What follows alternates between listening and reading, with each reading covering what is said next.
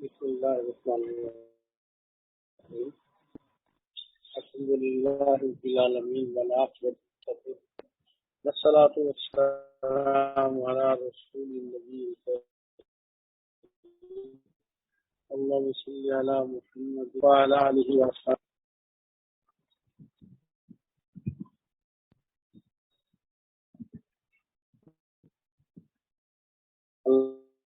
اللہ جل شانہ نے ہمیں بڑی نعمتیں عطا فرمائی، اس موضوع میں میں بہت دفعہ بات کر چکا ہوں۔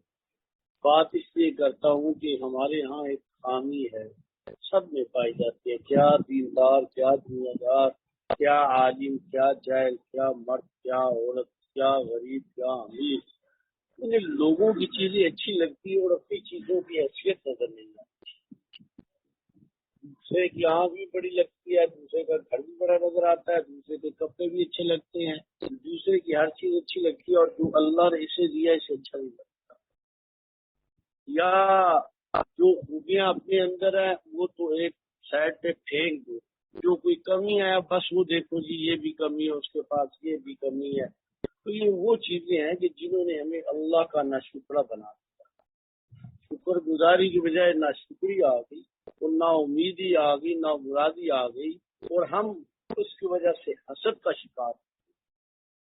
مومن دو چیزیں ہوتی ہیں، مومن کے دو آپشنز ہوتے ہیں، ایک رشک، ایک حسد۔ یہ صرف نیت کا فرق ہے، ایک میں اجر مل جائے گا، دوسرے میں بیڑا غرق ہو جائے گا۔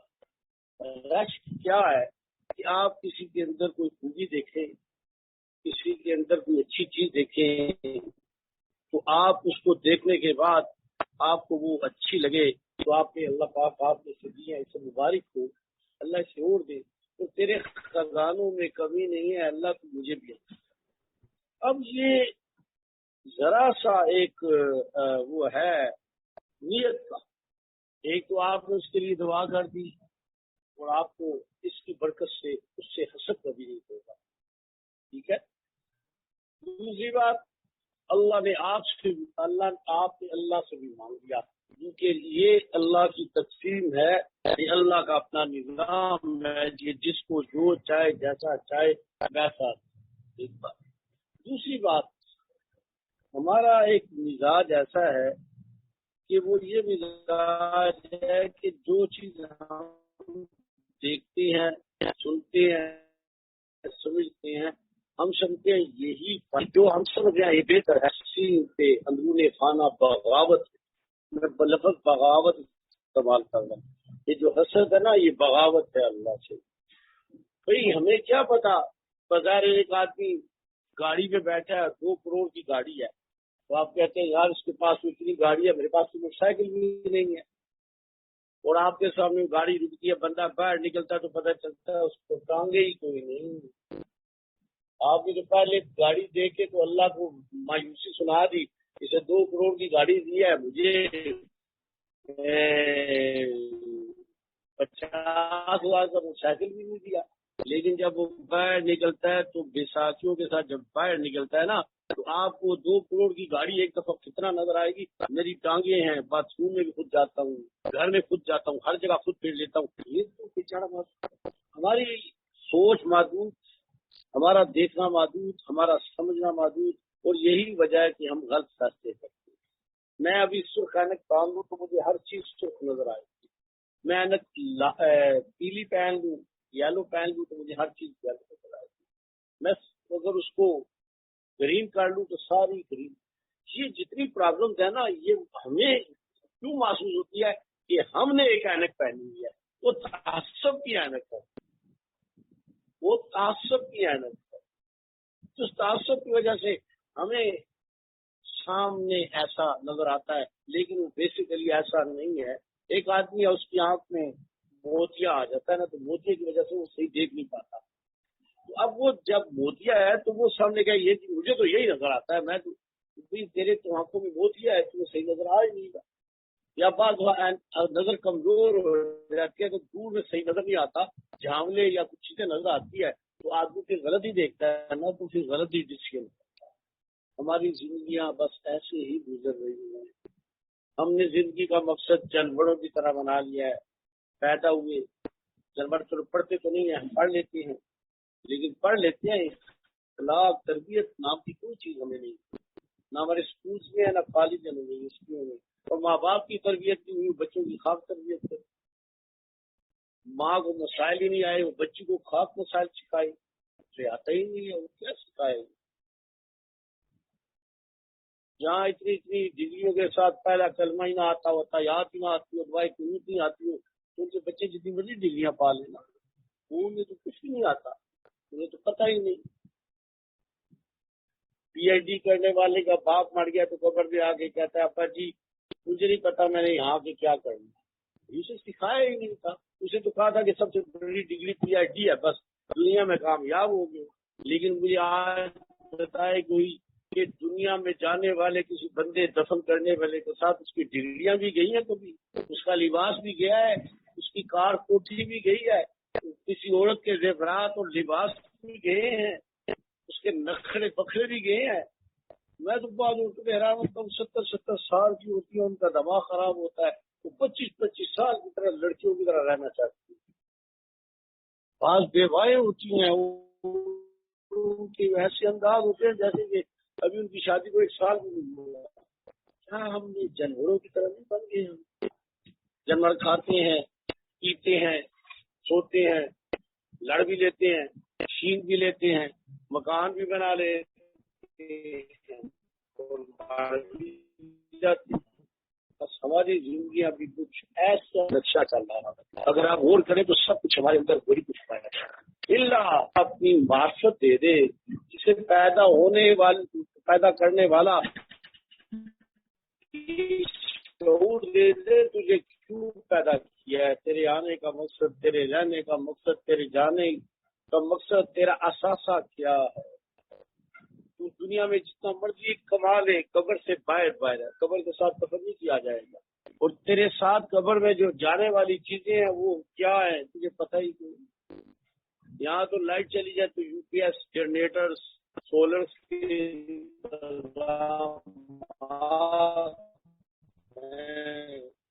قبر میں لائٹ کے انتظامات کہاں ہیں؟ کسی نے سیکھا ہوگا تو پتا ہوگا نا. دیکھے گا آدمی سولر نہیں لگایا، جنریٹر بھی نہیں ہے، یو پی ایس لائٹ بھی تو اندھیرا. اسی طرح جس نے اپنی قبر کا انتظام نہیں کیا وہاں بھی اندھیرا ہے. اور لائٹ جانے سے پہلے یہ انتظام کرنے پڑتے ہیں دنیا میں، اور مرنے سے پہلے یہ انتظام کرنے پڑتے ہیں اپنی قبر کی. قبر جنت کے باغوں میں باغ بن جائے، جنت کے باغوں میں باغ بن جائے، ورنہ رسول اللہ صلی اللہ علیہ وسلم فرمایا کہ جہنم کے گڑھوں میں سے ایک گڑھا ہوتا ہے. معروف حد تک ہے. آج جو ریس لگی ہے نا، تو ریس کیا ہوتی ہے؟ مقابلہ ہوتا ہے، میں اس سے آگے نکل جاؤں، میں اس سے آگے چلا جاؤں. میں آج ہماری اور دوستوں رشتے داروں کے ساتھ ریس کرتی ہے کہ کون دنیا میں آگے جاتا ہے، کون آگے جاتا ہے، کون زیادہ لے لیتا ہے، کون زیادہ جمع کرتا ہے، کس کی مہنگی گاڑی ہے، کس کا مکان بڑا ہے، کس کے پاس لباس مہنگا ہے، جیولری زیادہ ہے، میک اپ بہت اچھا ہے. ارے میت کو دیکھو، میت کو دیکھو، جب اسے پٹے پہ لٹایا جاتا ہے تو اس کا جسم ٹوٹل 100% ننگا کر دیا جاتا ہے. نہ اس کی انگوٹھی جاتی ہے، نہ اس کا ہار جاتا ہے، نہ اس کی چوڑیاں کڑے جاتے ہیں، نہ اس کا لباس جاتا ہے. اور لباس تو اترتا ہی نہیں، وہ کینچی سے کاٹ کے چیر کے پھاڑ کے پھینکا جاتا ہے. اللہ ہمیں اس کا شعور دے دے کہ دنیا میں رہتے ہوئے ہم اپنی قبر کی فکر کو لے کے چلے. دنیا اللہ ہم سب کو اچھی دے. اور بنا آتنا فی دنیا حسنۃ، اللہ خود سکھاتے ہیں اللہ کسی کا محتاج نہ کرے، کسی کا مقروض نہ کرے، کسی کے سامنے رسوا نہ کرے، کسی کے سامنے محتاج نہ کرے. یہ ہاتھ کسی کے سامنے پھیلے نہیں، لیکن یہ ہے کہ اس کے ساتھ ساتھ اگر آخرت کی بھی کامیابی اور فکر نہ. ہر بندہ کہتا ہے کہ میرے بچے عالی شان ہو جائیں، بہت اچھی بات ہے، ہونے چاہیے، خواہش بھی ہونی چاہیے، کوشش. لیکن تھوڑے سے بندے ہیں جو کہتے ہیں کہ ہمارے بچے مسلمان بھی ہونے چاہیے، ان کی قبر بھی منور ہو، اور ہم مر جائیں تو ہماری قبروں کا وہ نور بن جائے. آپ یقین مانے ایک دفعہ ایک جنازہ تھا ایک بیوی کا، تو میں پڑھا رہا تھا، پڑھانا تھا، تو کافی بچے تھے، لڑکے لڑکیاں کافی تھے، اور اکثر تہجد گزار اور نیک سے سارے. تو میں نے کہا دیکھو بھائی یہ بیوی چلی جا رہی ہے نا، جا رہی ہے، چلی گئی ہے نا، اب اس کی نمازیں بند ہو گئی، اس کے روزے ختم ہو گئے، اب عمرے پہ بھی نہیں جا سکتی. لیکن میں آپ کو ایک بات بتا دوں، اس نے جو پیچھے جن کی تربیت کر کے چھوڑ کے جا رہی ہے نا، ان کے 24 گھنٹے کے اعمال اس کی قبر میں روز اس کو جائیں. اگر اس کے 9 بچے ہیں، 9 45 نمازوں کا ثواب تو اس کی روز قبر میں جائے گا. یہ تو پیچھے نہیں، تو ہر روز پر جائے. بچوں کے عمرے، بچوں کے حج، بچوں کی زکات، بچوں کے صدقات اس کی قبر کو منور سے منور، روشن سے روشن کر دیتا ہے. کیا ہے یہ چیز، یہ ہے چاہیے لے کے جانے والا. آپ یقین مانے مسجد میں بیٹھا ہوں، دکھ کے ساتھ بتا رہا ہوں، میں یہ باتیں کیوں کر رہا ہوں. آج ہی تو 16-17 دن گزر گئے ہیں، میرا خیال ہے اس میں 2 سے 3 دن میرے گزرے ہوں گے کہ میرا روزانہ میں 1 2 3 فیملیوں کے جھگڑوں کی مجھے درمیان میں پڑھنا نہ پڑا. اور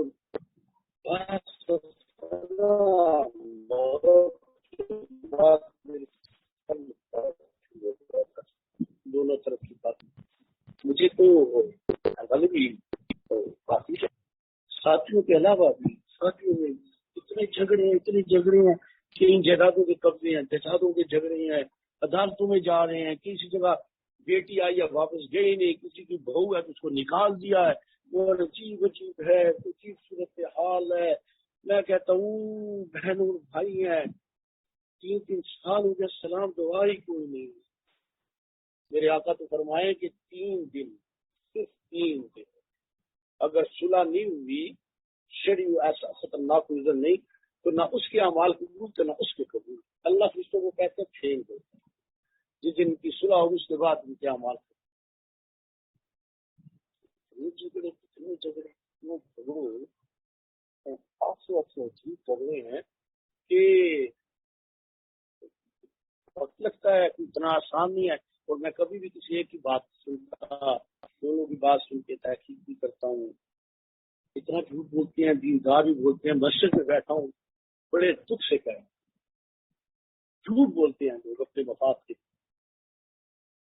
جھوٹ لفظ استعمال کر رہا ہوں، الزام لگاتے ہیں، بہتان لگاتے ہیں صرف اپنے مفاد کے. دینداری 5 وقت کی نماز پڑھنے کا نام ہے، روزے رکھنے کا نام ہے، حج عمرہ کرنے کا نام ہے. دیکھیں آقا صلی اللہ علیہ وسلم تو محبت، اخلاق، ادب گھر لے کے آئے تھے، معاشرہ لے کے آئے تھے. بھائی بھائی کو کتر رہا ہے، بہن بھائی کو کتر رہی ہے، بھائی بہن کو کتر رہا ہے. عجیب تماشا ہے،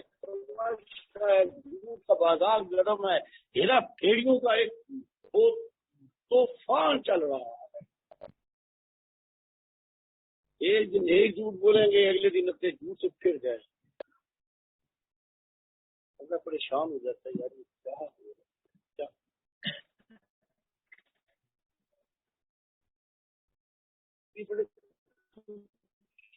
ساتھ میں یہ بات کہہ رہا ہوں کہ یار ایک بات ہم سب نے کرنا ہے، اور اللہ کے سامنے کھڑا ہونا جواب دے. یہاں جھوٹ بھی چل جائے گا، پھیڑی بھی چل جائے گی. اللہ نے پردے رکھے ہوئے. اول تو ایک قانون ہے اللہ کا نا، کہ ایک وقت ہوتا ہے کسی چیز کا بھی، تھوڑا وقت ہوتا ہے. اللہ برداشت فرماتے ہیں، پردہ رکھتے ہیں. لیکن کبھی کبھی اللہ پردہ چاہتا ہے، اور اگر کبھی چاک نہیں بھی کیا تو بھائی میدان محشر میں تو کوئی نہیں بچے گا. سوال ہی پیدا، وہاں اللہ سب کے پردے چاک کرے. ماں اپنے بچے کا، باپ اپنے بیٹے کا، بہن اپنے بھائی کا، اپنی اولادوں بیویوں کا، سب کچھ دیکھیں گے کس نے کیا کر کے آیا، کس نے کتنے جھوٹ اپنی بیوی سے بولے، کس بیوی نے اپنے خاموش کو دھوکہ دیا تھا، کس نے اپنی ماں اور بھائیوں کے ساتھ فراڈ کیا تھا. وہاں پہ سارا کھل جائے گا. پھر سیدنا عمر فاروق رضی اللہ تعالیٰ نے کے دور میں ایک واقعہ پیش آیا، وہ شخص رنگے ہاتھوں پکڑا گیا، چوری گیا، رنگے ہاتھوں پکڑا گیا، چوری بھی پکڑا بھی گیا۔ سیدنا عمر فاروق رضی اللہ تعالیٰ کا مزاج ترتیب بڑی سخت تھی، گنجائش کی نہیں تھی۔ فرمایا کہ یہاں بھی آپ سنا اس کا ہاتھ کاٹو نا، ہاتھ چلتی کوئی نہیں، اس نے رونا شروع کر دیا، روتے کیا ہوا ہے؟ اس نے کہا جی زندگی کی پہلی چوری کی ہے، وہ آج پکڑا گیا، وہ ہاتھ کٹ جائے گا۔ امیر المومنین عمر فاروق رسول اللہ کے شاگرد تھے، اللہ کے حبیب کے شاگرد تھے، جن کی جو رائے دیتے تھے اللہ کا قرآن اتر آیا کرتا تھا، وہ عمر فاروق تھے۔ تو اچھا اس طرح ہے کہ ابھی اس کی سزا روک لیتے ہیں۔ تو آپ نے صحابہ میں سے کچھ صحابہ کو کہا کہ ذرا تحقیق کی گئی، اس کی چھٹی چوری تھی جو پکڑی گئی، یہ نہیں پتا پتہ نہیں کتنی ہوگی، چھٹی میں یہ 6 چوریاں، چھٹی چوری ہے اس کی۔ جب سارا مکمل ہو گیا، سیدنا عمر فاروق رضی اللہ عنہ نے اسے بلایا، کہا جب تو نے کہا تو مجھے پتا تھا تو جھوٹ بول رہا ہے، مجھے پتا تھا تو فراڈ کر رہا ہے، لیکن میں تمام حجت پوری کر رہا تھا۔ میرے اللہ کی سنت ہی نہیں کہ بندہ ایک دفعہ پکڑے، 2 دفعہ کرے پکڑا جائے، وہ پردے ڈال دیتا ہے، وہ آنکھیں بند کر دیتا ہے۔ میرا بندہ، میری بندی بدنام ہو جائے گی، ذلیل ہو جائے گی، توبہ کر لے، واپس آ جائے گی۔ جب بے غیرت ہو جاتا ہے تو کہتا ہے اب تیری بے غیرتی کا علاج یہ ہے۔ پھر دھکے لگتے، دھکے ملتے، آفتیں آتی ہیں، طوفان اور مصیبتیں ٹوٹ پڑتی، اللہ کی مدد ہٹ جاتی ہے، اللہ کی نصرت ختم ہو جاتی ہے، اپنے غیر ہو جاتے ہیں، سایہ ساتھ چھوڑ دیتا ہے، دولت ہونے کے باوجود کچھ بھی نہیں کر پا سکتی، عہدے تعلقات ہونے کے باوجود کچھ بھی نہیں ہو سکتا، اور آدمی بے سر و پاں ہو کے رہتا ہے، اس لیے کہ اس کے مقابلے میں اللہ کھڑا ہے، اور اللہ کے سامنے کس کی چل سکتی؟ وہ ہے اللہ کے سامنے، کوئی بھی نہیں ہے، کوئی بھی نہیں ہے۔ تو بھی میری گزارش ہے، میری ذمہ داری میرا وجود ہے، میں اپنے وجود کی پیدا کرنے والے کی نعمتوں کا شکر ادا کروں، اور جس نے جس مقصد کے لیے پیدا کیا اس کا حق ادا کروں۔ کان کیوں بنائے گئے، آنکھیں کیوں بنائے گی، دماغ کیوں بنائے گئے، زبان کیوں بنائے گی، دانت کیوں بنائے گئے، دل کیوں بنایا گیا، اعضاء و جوارح کیوں بنائے گئے، ان کا حق ہے، میں ان کا حق ادا کروں۔ یہ شکرانے کی اصل صورت ہے۔ ایک ہوتا ہے نفل شکرانے کے، یا الحمدللہ کہنا، اور اس کی اصل ہے کہ اس کا حق ادا کروں۔ اس کے بعد اگر میں مرد ہوں تو میری بیوی، میرے بچوں کی میری ذمہ داری ہے، صرف پالنے کی ذمہ داری، ایجوکیشن کی ذمہ داری نہیں، انسان بنانے، رسول اللہ کا غلام بنانے کی بھی میری ذمہ داری ہے۔ جو میرے بیٹے تو ہیں وہ رسول اللہ کی بیٹی بیٹیاں بھی ہیں، یہ رسول اللہ کے چمن کے پھول ہیں جنہیں میں روند رہا ہوں۔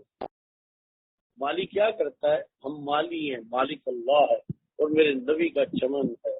ہم کیا دیکھیں، مالی کو ٹہنی ٹیڑھی ہوتی ہے اسے سیدھا کرتا ہے، سیدھا طرح کو تو ایک ساتھ لگا کے باندھ دیتا ہے تاکہ سیدھی ہو جائے۔ ایک وقت ہوتا ہے اس کا سیدھا ہو جائے گی، اگر ابھی سیدھا نہیں کرے گا، جب وہ پکی ہو جائے گی ٹوٹ ہو جائے گی، سیدھی نہیں۔ ہم مالی ہیں، مالک نہیں۔ آپ یقین مانے کہ جو میں باتیں 15 دنوں میں تو ہوا ہے، جھوٹ بولتی ہے ماں بھی، بیٹی بھی، بیٹا بھی، خامد بھی، سارے ہی جھوٹ، اللہ کوئی کسی کو اللہ کا خوف آ جائے میں مرنا ہے قبر میں جواب دوں۔ بچوں کی تربیت ہی نہیں کی، بچی یہ جن گھروں میں ٹی وی ہے نا، وہ تو ویسے ہی فتنے کا شکار ہے، وہ تو ویسے ہی بیچارے قابل رحم ہیں، اللہ ان کے رحم کر دیں گھروں میں۔ ایک تو میوزک ہے، جہاں میوزک لگے گا وہاں نحوست آئے گی، اللہ کا غضب اترے گا۔ وہ گندی ناپاک ہوتے اناؤنسر، ان کی فوٹو گھر میں تصویروں تو رحمت ٹوٹتے نہیں آتے، وہاں تو شیاطین کی جماعتیں ہو کرتی ہیں اس کے بعد۔ اور اس کے بعد جھوٹی خبریں، فضول خبریں، اور میوزک اور ڈرامے، وہ ڈراموں میں جو کردار آج کل چل رہا ہے، فحاشی، سامنے برائی، بیٹا بھی بیٹھا ہے، ماں بھی بیٹھی، بیٹیاں بیٹھی، انہیں سکھایا جا رہا ہے کہ آپس میں شرم ہی ختم ہو، حیا ہی ختم ہو، اور وہ بچی چیختی ہے، وہ چیخ رہی ہے سامنے ڈرامے میں، وہ جب اس کی شادی ہوتی ہے تو وہ ڈرامہ اپنے سسرال میں جاتے تھے، لڑکے نے بھی ڈرامہ دیکھا ہوتا ہے، وہ بھی ڈرامہ کرتا ہے۔ اور آخر ان ڈراموں کا رزلٹ کیا ہوتا ہے؟ ان ڈراموں کا رزلٹ یہ ہوتا ہے کہ بڑے ہوئے گھر اجڑ جاتے ہیں، برباد ہو جاتے ہیں۔ یہ ڈرامے ہیں، وہ تو ڈرامہ تھا، ہماری زندگیاں ڈرامہ تھا۔ میں ان کو سنا رہا تھا کہ ایک فیملی کا لڑکی کا ایک جگہ رشتہ ہوا، تو لڑکی بیرون ملک میں تھی، پڑھی لکھی تھی ماشاءاللہ۔ وہ لڑکے کو کہتی ہے کہ مجھے طلاق دو، تو طلاق دو، میں پاگل ہوں طلاق دے دوں، میری شادی کیا، میری ماں کیا کہی؟ کہتے ہیں نہیں، مجھے طلاق دو۔ لڑکا کہتا میں تو کہتی ہے تم اپنے طلاق کے اختیار مجھے دی، تمہیں کیسے اختیار دے دی؟ اس نے کہا نہیں، تم مجھے اختیار دے۔ لڑکا بھی بے وقوف سا تھا، چلو میں تمہیں دے دیتا ہوں۔ لڑکی نے کہا اچھا میں تمہیں 3 طلاقیں دی۔ لڑکے نے مجھے ٹیلی فون کیا کہ مجھے طلاقیں ہو گئی ہیں۔ میں نے کہا مجھے ذرا پیچھے سناؤ نا، واقعہ کیا ہے؟ میں نے کہا اپنے اختیار کو دیے تھے۔ کہتا مجھے کیا پتا اختیار سے کیا مراد ہوتا ہے؟ میں نے کہا یہ مراد ہوتا ہے کہ تمہارے ساتھ۔ یہ باتیں دکھ والی بات۔ آپ یقین مانے گھروں کے ماحول نہ بنایا جائیں گے تو بہن بھائی آپس میں ملوث ہوتے ہیں۔ میں مسجد میں اچھا نہیں لگتا ہے، آپ کو کہہ رہا کیس آنا شروع ہو گئے ہیں۔ دارالعلوم میں کراچی میں ایک صاحب آئے اور آ کے ٹھونے مار کے روتے تھے، پتہ چلے گا بھوش ہوتا تو روتے جاتے تھے، چپ نہیں کرتے تھے۔ جو مفتی صاحب سے بڑے نیک آتے تھے، انہیں اٹھا کے علیحدہ لے کے چلے گئے، کیا ہوا ہے آپ کو؟ کہتے ہیں حضرت میں آپ کو بتا نہیں سکتا۔ یار پھر بھی اس کا بتانے والی بات نہیں ہے، بس دعا کرو میں مر جاؤں۔ کیا بات ہے؟ اس نے کہا جی کہ میں میری بیوی میری بیٹی بیٹھے ڈرامہ دیکھتے تو 1.5 بار گیا، بیوی اٹھ کے چلی گئی، میں اور بیٹی رہ گئے۔ تو ڈرامے میں سین گندا تھا برائی کا، تو مجھے سمجھ نہیں آئی، میں اپنی بچی کے ساتھ غصہ کرتا۔ مسجد میں کہنا اچھا نہیں لگتا، لیکن میں آپ کو بتا رہا ہوں یہ ٹی وی کے ڈرامے اور فلمیں اور یہ موبائل کے جو ہم بچیوں کو دے، جوان بچیوں کو ہاتھ میں دے کے پھر کہتے ہیں آگ لگ گئی، تباہی آ گئی، تو تباہی تو ہم نے اپنے ہاتھوں سے کی، تیل بھی ڈالا ہے ہم نے اس پہ۔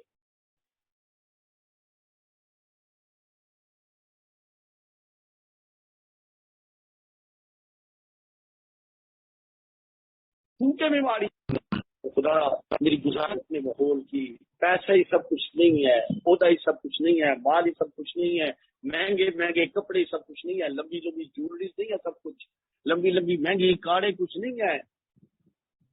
سائیکل تو اتنا آدمی ہے، 12 بچے اور 3 بیویاں تھی، لاش ہی کوئی نہیں لینے آنا تھا۔ سوراب والوں کو تو اسپتال والوں نے ہی دفن کر دیا، تو اس کی قبر کا پلاٹ کا نمبر بھی کسی نے نہیں پوچھا کہ ہمارے ابا کو کہاں دفن کیا ہے۔ جب بچوں کو دین نہیں دیں گے تو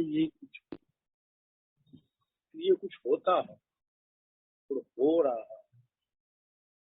آپ یقین مانے بس لوگوں کا آگے سے اتنے باہر سے بھی اوپر سے بھی ایسی ایسی بات اگر لوگوں کی پریشانیاں سننی پڑتی ہیں کہ مجھے 2 تو 3 دن نہ مجھے میرے دماغ میں کچھ گھنٹیاں بجتی، بعض اگر 1:30 سوا تو میں اٹھ جاتا ہوں، مجھے 1:30 بج جاتا ہے بعض خراب کو سونے، گھنٹہ بھی نہیں سو سکتا۔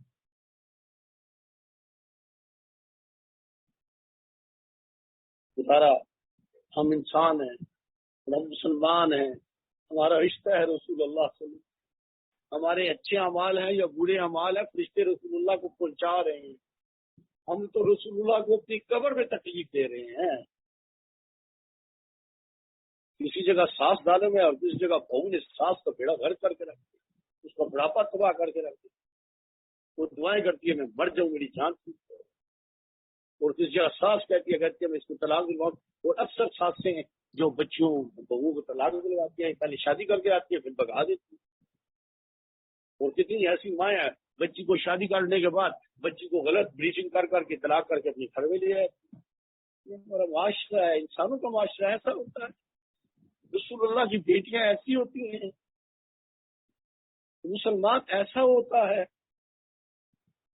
ہم تو یہی ہوتے ہیں جی بیان ہو جی واہ واہ کتنے ثواب مل گیا، اتنا اجر ہو گیا، ہے اجر سارا کچھ ہے، انسان بھی تو ہو نا۔ ایک دفعہ اتنی اجڑ ہے اور ایک تیری لگتی ہے اور سارے اجڑ کو جلا کر پوری بلڈنگ تباہ ہو جاتی ہے۔ حدیث مبارکہ میں آتا ہے رسول اللہ صلی اللہ علیہ وسلم فرمایا قیامت میں کچھ لوگ ایسے آئیں گے جن کے اتنے زیادہ نام اعمال ہوں گے جیسے پہاڑ ہوتے ہیں، ان کے ساتھ پہاڑ چلیں گے باتوں کی طرح نا، وہ اتنی شان و شوکت کے ساتھ آئیں گے، جو ہی بارگاہ الہی میں آئیں گے اللہ اڑا دے گا، کچھ بھی نہیں رہے گا ان کے پاس۔ صحابہ پریشان ہو گئے، ہر سننا کیا ہوا، کیوں؟ فرمایا یہ وہ لوگ ہیں جو تنہائی میں گناہ کریں۔ آج ہمارا یہ موبائل تنہائی کا گناہ کرنے والا ساتھ ہے، کیا بچی اور کیا بچے، کیا شادی شدہ کیا غیر شادی شدہ، حتیٰ تو بوڑھے بھی اس لعنت میں گرفتار ہو گئے ہیں، بوڑھی عورتیں اس لعنت میں گرفتار ہیں۔ ڈرامہ نماز چھوٹتی ہے، ڈراموں کو کس سے جلتی ہے نا، تو بوڑھی بوڑھی عورتیں ڈرامہ نہ چھوٹ جائے، وہ چھوٹ جائے تو کسی پوچھا مجھے بھیج دو رہا، کس بھیج دو؟ قرآن چھوٹ گیا، ایک ہفتہ ہو گیا، کوئی پتہ نہیں، درود شریف کوئی پتہ نہیں، نمازیں غلط کوئی ڈرامہ میرا رہ گیا، 6 جگہ ٹیلی فون کریں گے یار آج میرا ڈرامہ چھوٹ گیا۔ آئے ڈرامہ کرتے موت آ گئی تو کیا بنے گا؟ جس حال میں مرے اس حال میں اٹھائے جاؤ گے، ان ڈرامے والوں کے ساتھ اٹھانا پڑے گا۔ وہ پتہ نہیں مسلمان بھی ہیں کہ کس درجے کے عقل کے ساتھ اٹھنا پڑتا ہے۔ ساری زندگی نمازیں پڑھے، مرتے وقت ڈرامے والوں کے ساتھ مرے، اور اٹھتے ہوئے میدان معیشت میں ڈرامے والوں کے ساتھ۔ شاید میری باتیں کچھ تلخ بھی ہوں گی، سخت بھی ہوں گی، لیکن بھی میری ذمہ داری ہے۔ اپنے سارے معاملے خدا کا واسطہ ہے، خدا کا واسطہ ہے، سیدھا کرو، اپنی اولادوں کے لیے عذاب چھوڑ کے نہ جاؤ۔ اگر ہم اپنے وقت پہ کچھ چیزیں نہیں کرتے تو ہم اپنی اولاد کو عذاب میں چھوڑ کے جاتے ہیں، جھگڑوں میں چھوڑ کے جاتے ہیں، فطروں میں چھوڑ کے جاتے ہیں۔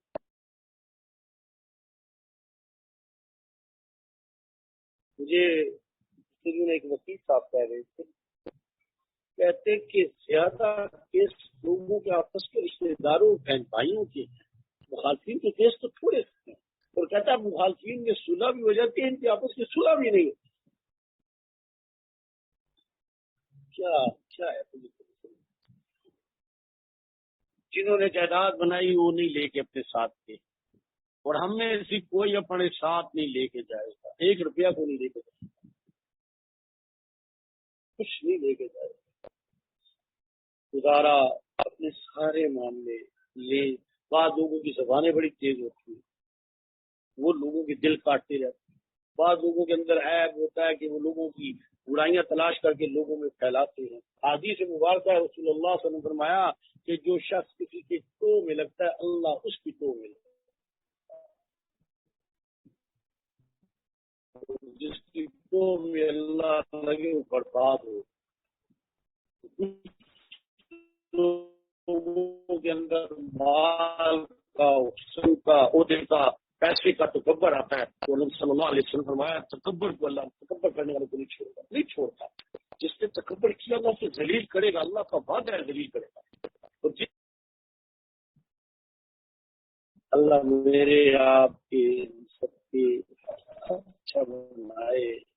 ذکر اذکار سے آدمی کے اندر ایک نور پیدا ہوتا ہے، ایک کیفیت پیدا ہوتی ہے، ایک درد پیدا ہوتا ہے، ایک سوچ پیدا ہوتا ہے، اللہ کا تعلق ہے، رسول اللہ کی محبت پیدا ہوتی ہے۔ اب اس کا استعمال کرنا، ہماری یو پی ایس آف کیا ہوا ہے تو ہم کہتے ہیں یو پی ایس آن کرو نا، وہ آف ہے۔ ایسے کئی گھروں میں نے دیکھا ہے یو پی ایس چارج ہے لیکن آف ہے۔ ہمارے بھی حالات ایسے، ہم آف ہوئے بیٹھے ہیں۔ بس میری گزارش ہے، پھر معذرت چاہتا ہوں، میں کسی کو ٹارگٹ نہیں کہہ رہا، مجھے بڑا تکلیف گزر رہی ہے، میں بڑا پریشان ہوتا ہوں کہ یار چل میدانی معیشت میں کیا کریں گے، کیا کریں۔ ایک دفعہ میں نے پہلے بھی سنایا، ایک دفعہ میں سویا تھا تو مجھے میدانی معیشت دکھایا گیا۔ میدانی معیشت میں نے دیکھا کہ میدانی معیشت ہے، میں سویا ہوں سارا میدانی معیشت دیکھ رہا ہوں، تو بڑی چیخو پکار، ہیبت، خوف کی حالت تھی۔ تو آ گیا کہ چلو صاحب کی طرف چلو نا، تو بڑی ہیبت سی تھی۔ تو کہا گیا کہ وہاں جب آدمی جاتا ہے نا تو ہاتھ رکھتا ہے نا، تو اس کے ہاتھ رکھنے سے اس کے ساری زندگی کے نام اعمال سامنے آتے ہیں۔ یعنی مجھے خواب میں کوئی کہہ رہا ہے کہ یہ جب جانا ہے نا وہاں ہاتھ رکھیں گے نا تو جو کچھ کیا ہے نا سارا کچھ سامنے آتا ہے. اچھا کیا ہے، برا کیا ہے، جیسے کیا ہے، کتنی کیا. مجھے کہا کہ چل تمہارا حصہ. میری آنکھ کھل گئی نا، تو میری دھڑکن دل کی اتنی تیز تھی، ان کی اتنی ہیبت تھی، اتنی گھبراہٹ تھی. میں لیٹ ہو سکا، مجھے کچھ ہو جائے گا نا، مجھ کو بیٹھ گیا، میں سو نہیں سکتا. وہاں کسی کی بزرگی کام نہیں آئے گی. کتنے لوگ آج جو خوش آمدید کرتے ہیں وہاں گواہیاں دیں گے اس کے خلاف. اللہ اس نے یہ بھی کیا. کتنی جگہ اولاد کھڑی ہو جائے گی ماں باپ کے خلاف. اللہ اس نے ہمیں تباہ کیا. تو میری گزارش ہے بیوی ہے نا تو آپ کی نگرانی غلام نہیں ہے. اگر اس کی آپ دنیاوی ضرورت پڑتے ہیں تو اسے اپنی جنت کا بھی ساتھی بنائیں. جہنم کے حوالے سے نہ کریں. پرواہ نہیں، گندے کپڑے پہن کے.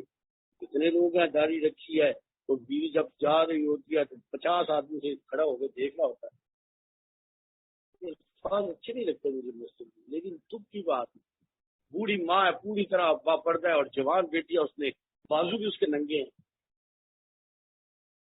ہم کس دین پہ چل رہے ہیں؟ کیا رسول اللہ علیہ وسلم یہی دین تھے؟ امی جان سیدہ فاطمہ الزہرا رضی اللہ تعالیٰ عنہ وسلم کی اولاد کے باعث عورت ہے جو بچی اولاد. باقی تو آپ زندگی میں سارے چلے گئے. تو حضرت محمودہ رضی اللہ تعالیٰ ام المؤمنین ہیں، ان سے فرماتی ہیں کہ علی آئے گا تو اسے بتانا حضرت علی کو کہ میں نے غسل بھی کر لیا ہے، میں نے کپڑے بھی پہن لیے.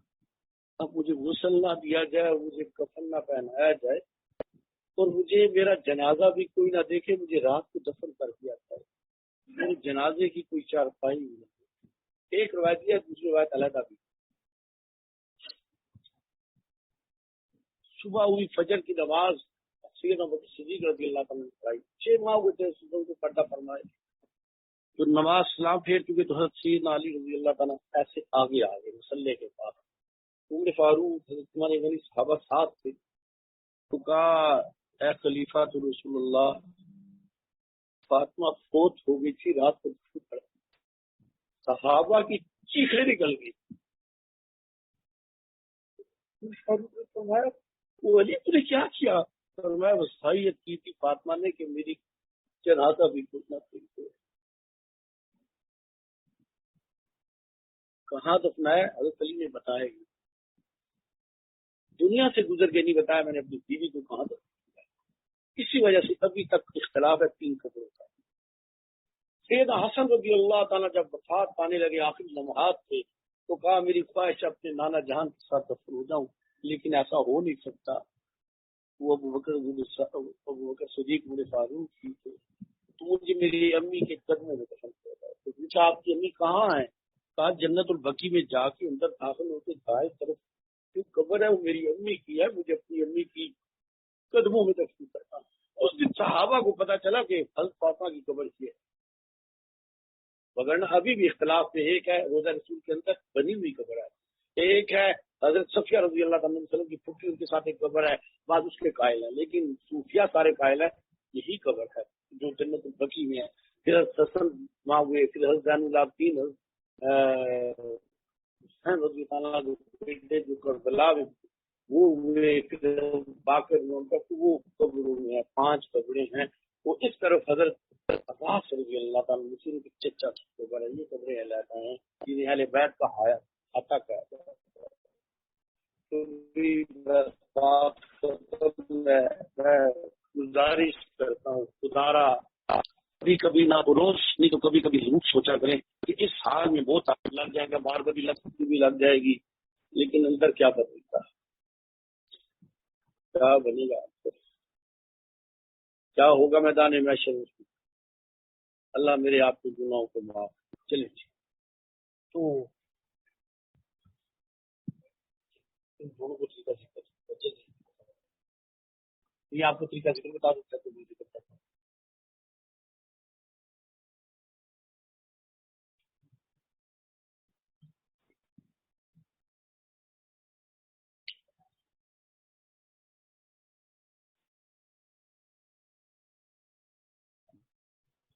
تو بن گیا.